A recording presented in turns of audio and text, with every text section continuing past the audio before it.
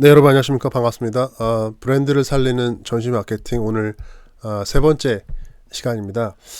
오늘은 지난 시간에 이어서 이제 좀 본격적으로 한번 시작을 해보려고 하는데요. 이제는 좀 참가 목적에 맞게 이제 우리 회사에 어울리는 전시회를 선택하는 좀 방법에 대해서 한번 알아봤으면 좋겠습니다. 그동안 이제 우리가 전시회가 이제 무엇이고 또 이제 디지털 시대에 맞추어서 어떻게 이제 전시 마케팅을 생각하는 이제 관점이 좀 바뀌었는지 한번 우리가 알아봤는데, 이제는 좀 우리가 이제 그런 기본적인 것들은 이제 알았으니까 어떻게 하면 이제 우리 회사의 목적에 맞는 선택을 할 수 있느냐, 제대로 된 전시회를 좀 고를 수 있는 방법에 대해서 한번 같이 알아보겠습니다. 여러분께서 아마 해외 전시회 많이 나가보시는 분들은 아실 텐데요. 그때 주최자들이 여러분한테 이제 꼭 항상 이제 마지막 날 되면 이제 물어보는 게 있죠. 그게 뭡니까? 보통 우리가 이제 세일즈 리드가 얼마냐라고 많이 물어봅니다, 주최자들이. 그래서 세일즈 리드가 얼마예요? 라고 물어보면 약간 이제 헷갈리죠. 세일즈는 알겠는데 세일즈 리드는 뭘까요, 도대체? 리드. 그러니까 우리가 보통 이제 쉽게 생각하면 리드하다 이런 말 많이 쓰잖아요. 그럼 리드하다가 무슨 말입니까? 이제 뭔가 이끌다, 연결하다, 뭔가 유도한다, 이제 이런 게 이제 리드란 말의 뜻이죠. 그러면 이제 세일즈 리드라는 말은 뭡니까? 그러니까 사실 이제 말 그대로 하면 뭐 비슷한 의미입니다. 그러니까 지금 이번 전시에 나와서 귀사가 판매가 아니고 판매나 계약으로 유도할 만한 건을 얼마나 개발했느냐, 이제 그런 것들을 물어볼 때 우리가 보통 세일즈 리드가 얼마입니까? 라고 물어봅니다. 그러니까 사실 이제 우리나라 전시회랑 해외 전시회 많이 나가보신 분들이 차이점을 좀 아실 텐데요. 보통 이제 우리나라 전시회들은 이제 마지막 날, 뭐 물론 잘 물어보는 경우도 별로 없지만, 계약액이 얼마냐, 상담액이 얼마냐, 이런 걸 이제 많이 물어봅니다. 그럼 이제 보통 기업분들이 약간 당황하죠. 왜? 그래, 뭐 상담, 그래, 우리가 이제 이렇게 만나가지고, 한 100만원어치 상담했는데, 왠지 좀 이렇게 100만원이라고 쓰면 좀 적게 한 것 같잖아요. 그러니까 조금씩 다 부풀립니다. 그러니까 마지막 날 주최자가 우리 한국 기업들이 이번 전시회 상담 1억 불어치 했다, 계약 100만 불 달성했다, 사실 이제 이런 발표를 많이 하지 않습니까? 근데 사실 알고 보면 거기에는 굉장히 많은 허수가 숨어 있죠. 네. 그걸 제대로 얘기해주는 사람은 별로 없습니다. 왜냐하면 결국 상담이 뭡니까?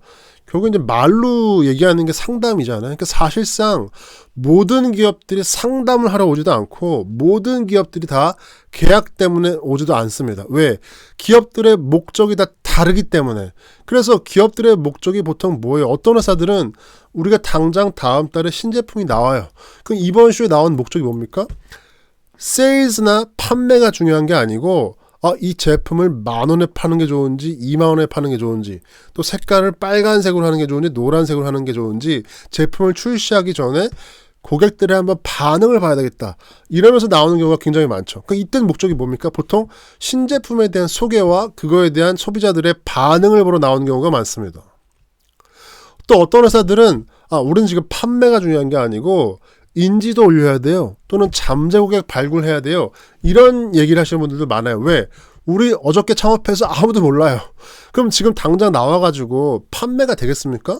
판매 안 됩니다. 그러니까 지금 이 회사의 중요한 것은 우리 회사를 일단 홍보해서 인지도를 빨리 올려야 앞으로 거래를 틀 수 있는 잠재 고객을 발굴할 수 있겠죠. 그래서 이런 잠재 고객 발굴이 중요한 목적인 경우도 있습니다.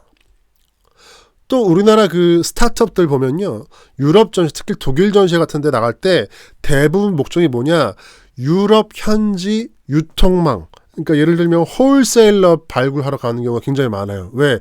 보통 이제 대리점이나 에이전트가 없기 때문에 전시에 나가는 목적이 현지에 우리 회사를 대신한 어떤 수출, 또 마케팅, 이런 것들을 대신해 줄 수 있는 에이전트나 홀세일러를 많이 찾는 것이고, 그럼 이때의 목적은 뭐예요? 주로 계약 또는 현지 판매를 위한 대리점, 대리인, 이런 사람들 찾는 게 목적인 경우도 많습니다. 또 아예 전시에 나올 때 우린 지금 판매하지 않아요. 왜? 우리가 시장 1등이니까. 근데 그런 보통 이제 시장을 리드하는 기업들은 어떤 목적이 많습니까? 그냥 현지 고객들 관리하러 나가는 경우가 많습니다. 그러니까 현지에 있는 뭐 딜러나 아니면 대리점이나 주요한 뭐 VIP 고객들이나 이런 분들을 전시회 때 초대해가지고 보통 이런 기업들 이제 부스 보면 다 뭐 합니까? 그냥 뭐 차 마시고 칵테일 마시고 커피 마시고 있죠.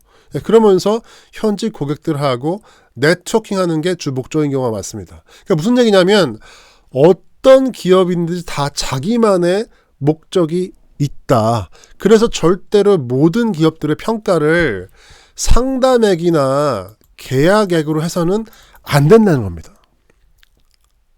그러니까 솔직히 말하면 상담액 계약액은 그냥 그 주체기관들이 자기네 KPI 때문에 물어보는 것이지 이 평가를 절대로 상담액이나 계약액으로 모든 기업들의 평가할 수 없다는 것이죠. 왜?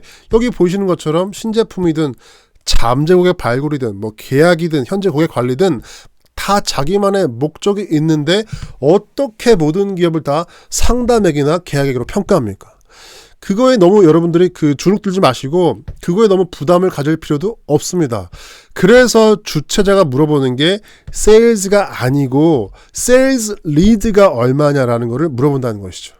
그래서 여러분 전시회 나가면 계약 잘 됩니까? 계약 잘 안 됩니다.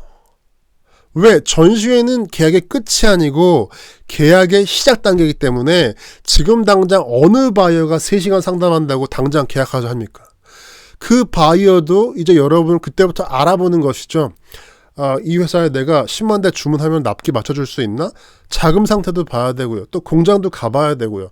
아니면 이 회사의 대표도 한번 만나봐야 이 회사와 거래를 틀 수 있는지를 알아볼 수 있겠죠. 그래서 전시회는 세일즈가 아니라 세일즈로 유도할 만한 건을 개발하는 게 목적이라는 겁니다. 그래서 세일즈 리드를 최대한 많이 가져오는 게 여러분의 목적이 되어야 합니다. 왜? 이런 다양한 여러분들의 목적이 있기 때문에. 그래서 이런 목적들을 달성하려면 절대로 전시회에서 부스에서만 앉아있으면 안 된다는 겁니다. 왜? 전시회는 전시만 있는 게 아니죠. 그죠? 전시회는 다양한 컨퍼런스도 있고요. 또 비즈니스 이벤트도 있고요. 뭐 관광, 전야제, 만찬, 뭐 기자회견, 아니면 뭐 어워드 세레머니 등 모든 마케팅의 플랫폼을 묶어놓은 게 전시회입니다. 그래서 전시회를 그냥 부스라고 생각하시면 할 수 있는 게 별로 없다는 겁니다. 그래서 제가 늘 물론 전시회를 저도 많이 보지만 가장 이제 안타까운 분들이 어떤 분들이냐? 하루 종일 이렇게 앉아 있어요. 하루 종일. 뭐 심지어 이분은 뭐 아무것도 없네 부스에 뭐 이렇게 하는 분들은 거의 안 계시겠죠. 근데 제가 왜 이렇게 앉아 계세요? 물어보면 여기 오면 뭐 주최자가 다 상담을 열어준다고 했어요. 뭐 다 알아서 뭐 기자회견 해주고 뭐 다 손님들 초대해준다고 했습니다. 여러분 죄송하지만 주최자가 연결해주는 바이어는 그냥 플러스 알파라고 생각하셔야 돼요. 그걸 절대적으로 믿으시면 안 됩니다. 여러분의 바이어는 여러분이 직접 찾아야죠. 네, 제가 그 방법들을 다음 시간에 더 말씀드릴 텐데요. 여러분이 제일 중요한 건 뭐냐? 우리 회사 갖고 나가는 이 제품 또 이 서비스에 맞추어서 도대체 우리 회사가 이번에 나가는 쇼의 목적이 뭐냐 이겁니다. 판매입니까? 신제품 테스트입니까? 아니면 잠재 고객 발굴입니까? 현지 고객 관리하는 겁니까? 그 목적에 따라서 타겟이 달라지고요. 그거에 따라 당연히 여러분의 평가 목표도 여러분의 맞는 목적에 따라서 평가를 하셔야죠. 그게 제일 먼저 여러분이 해야 될 계획입니다. 그래서 제가 지금 화면에 보시는 것처럼 여러분께서 참가 마케팅 계획 수립하실 때 제일 먼저 할 일은 요 표를 한번 만들어 보시면 좋아요. 그러니까 우리 회사가 전시회 때 어떤 제품을 갖고 나가는지는 다 알죠, 그죠? 요 제품에 대한 걸 한번 써보시고요.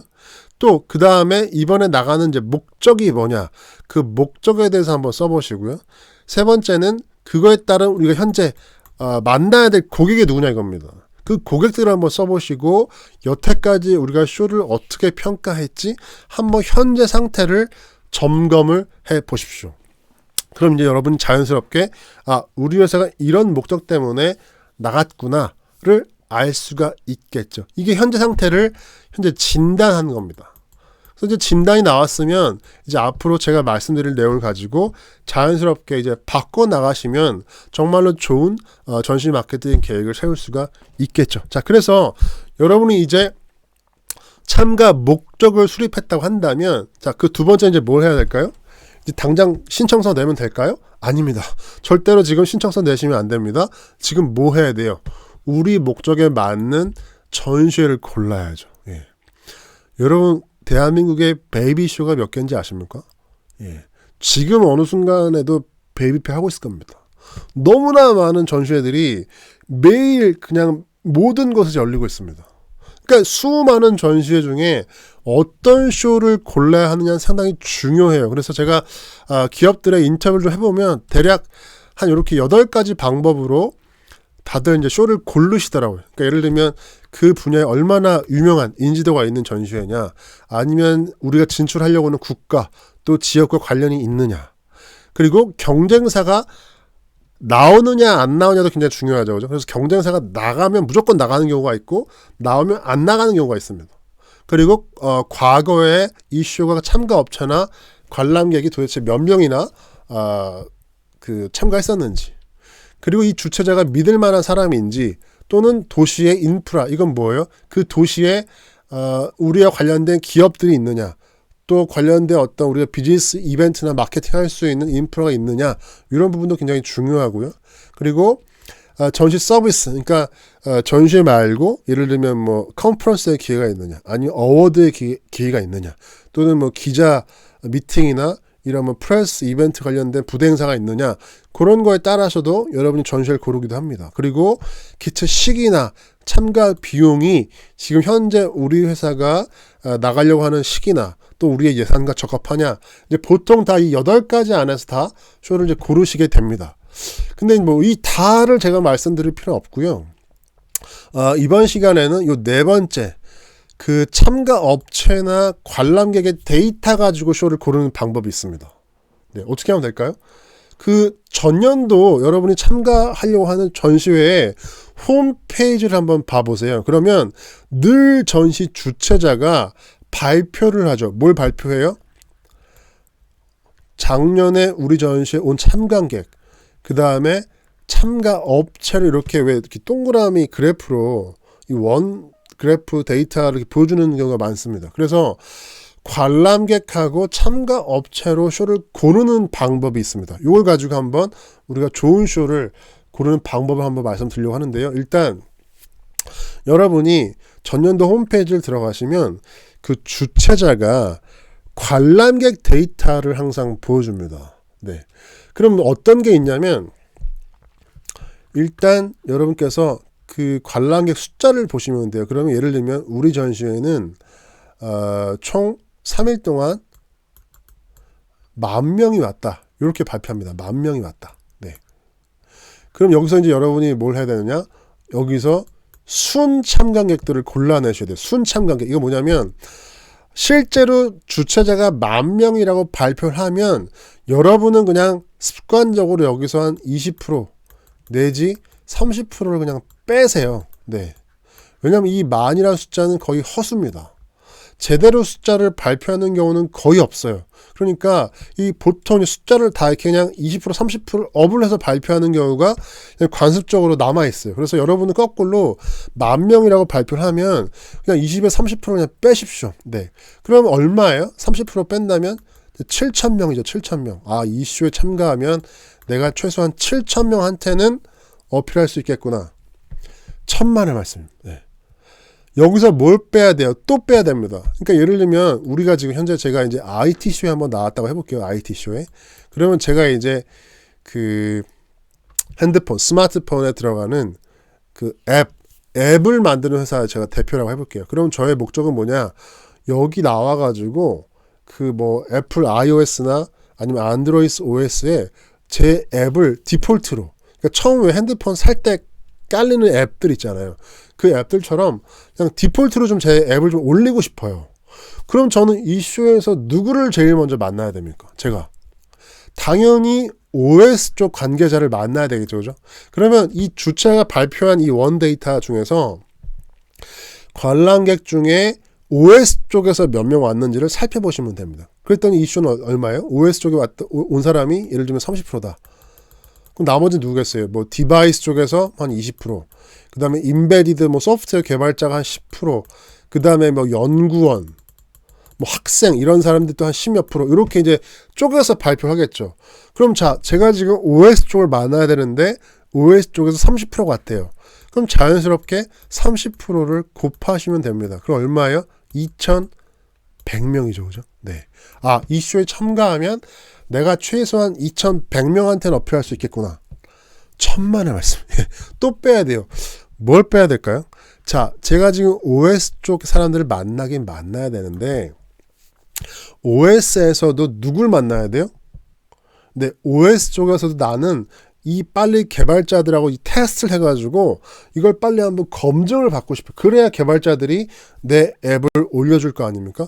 그래서 주최자가 발표하는 데이터에 보면 그 관람객 중에서 디벨로퍼, 그 개발자죠. 디벨로퍼가 또 한 30%, 그 다음에 뭐 세일즈나 마케팅 쪽에서 한 30%, 그 다음에 뭐 조달, 구매 뭐 이런 쪽에서 한 20%, 그다음에 일반인, 학생 뭐 이런 사람이 또 한 10%, 이렇게 그 사람들의 직업군을 이렇게 쪼개놓는 경우가 있습니다.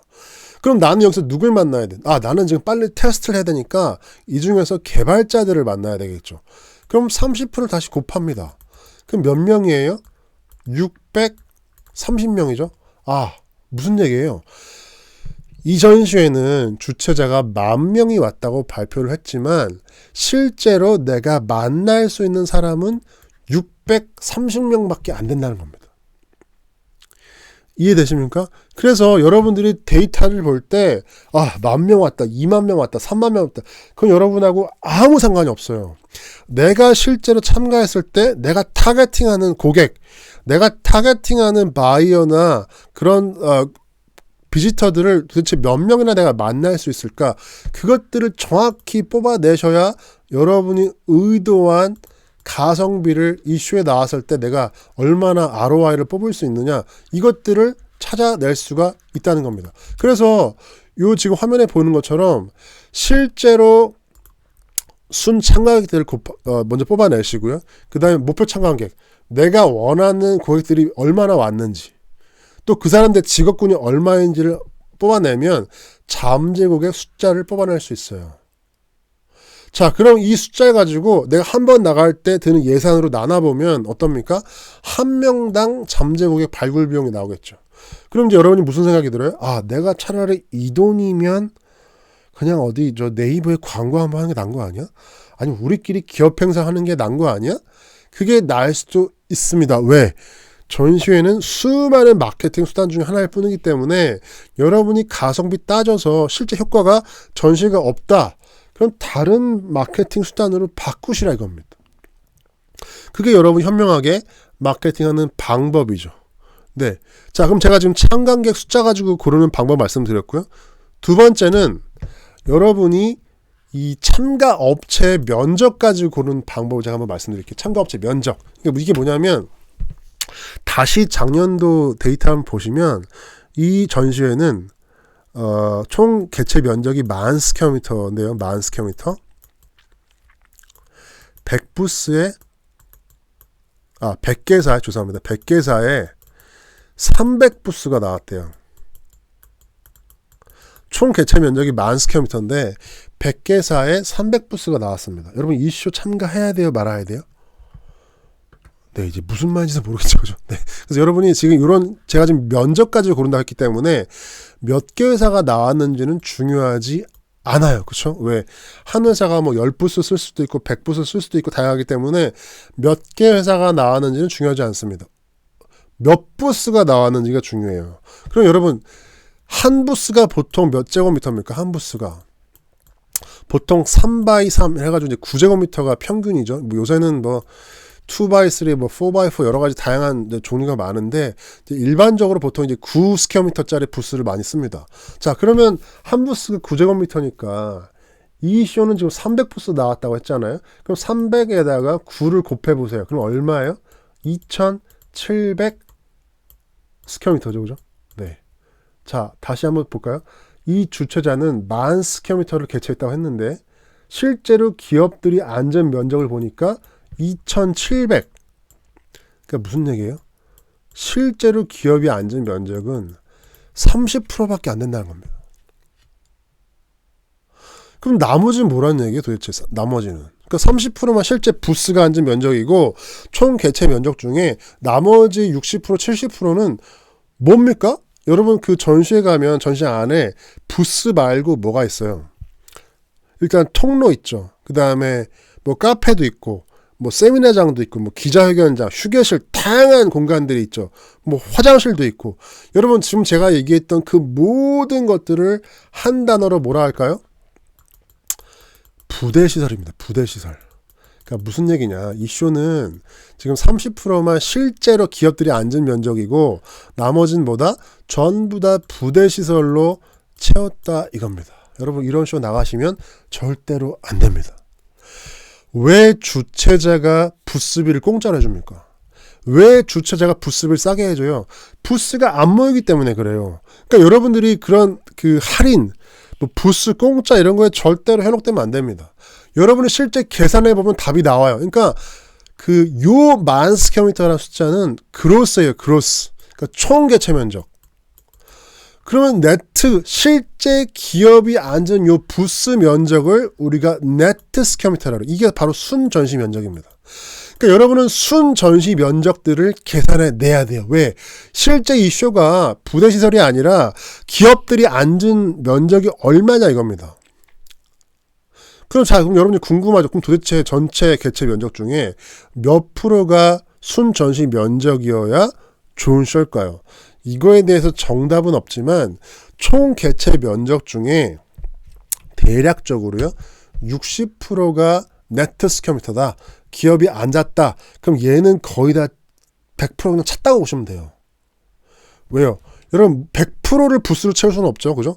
당연하죠. 부스 사이에 통로도 있어야 되고 화장실 있어야죠. 카페 있어야죠. 세미나장 있어야죠. 다 있어야 됩니다. 근데 다만 그런 부대 시설이 30%, 40% 미만으로 차지해야지 그 부대 시설이 50%, 60%, 70% 차지해버리면 실제 기업들이 앉은 부스는 얼마밖에 되지 않아요. 그럼 그런 쇼 나가면 어때요? 그냥 텅텅 비어있죠. 썰렁합니다. 근데 실제로 기업이 앉은 면적이 60% 이상의 쇼들은 가시면 어떻습니까? 모든 공간에서 바이하고 셀러하고 상담하고 있고 PT하고 있고 기자들 인터뷰하고 분위기 자체가 달라요. 그런 쇼를 여러분께서 참가하셔야 됩니다. 그래야 진짜 제대로 된 쇼를 고를 수 있습니다. 그래서 실제 네트 스퀘어미터가 60%를 채웠냐 안 채웠냐 요거를 보셔야 돼요. 그러면 예를 들면 10,000스퀘어미터입니다. 그럼 60% 얼마예요? 6,000이죠. 그럼 6,000을 9로 나눠보세요. 그럼 얼마입니까? 9, 6, 2, 54, 9, 6, 2, 54. 그러니까 대략 600부스 이상 또는 뭐 미니멈 500부스 이상 채웠다.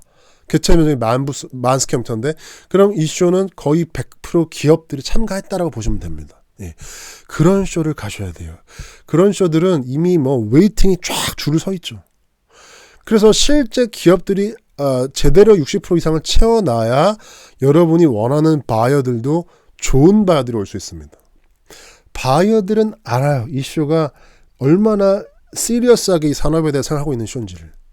그 분위기를 보면 알 수 있기 때문에 이 네트 스퀘어미터에 대한 기준을 여러분께서 꼭 기억을 하실 필요가 있습니다.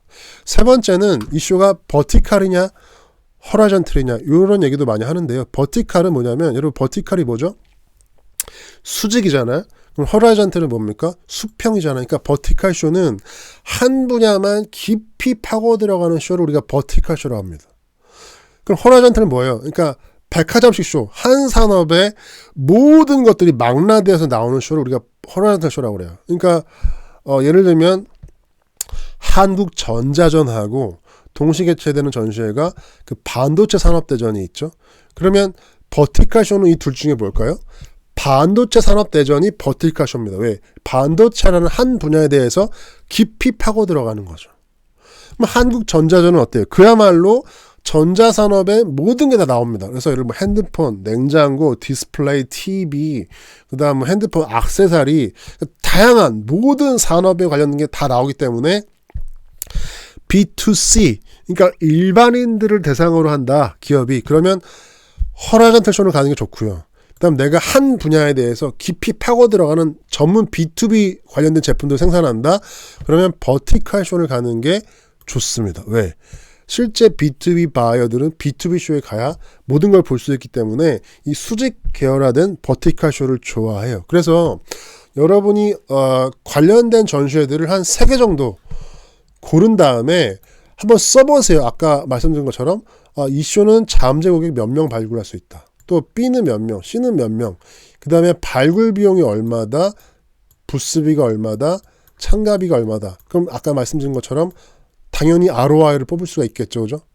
또 이 쇼들이 버티컬인지 호라이즌탈인지, 또 이 전시 면적이 실제 네트 스퀘어미터가 몇 프로를 채우고 있는지, 이렇게 한 3개 정도를 놓고 고르시면 자연스럽게 1등, 2등, 3등이 갈려집니다.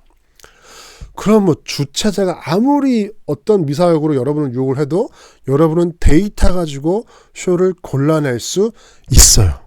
네.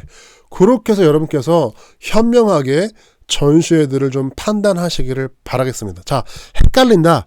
그럼 제가 아까 말씀드린 것처럼 60%를 채웠냐 안 채웠냐, 요것만 기억하십시오. 요게 오늘 말씀드렸던 참가 목적과 그 목적에 맞는 좋은 전시회들을 선택하는 방법이었습니다. 자, 오늘 여기까지 하고요. 다음 시간에 또 좋은 내용으로 여러분과 함께 만나도록 하겠습니다. 여러분 고맙습니다.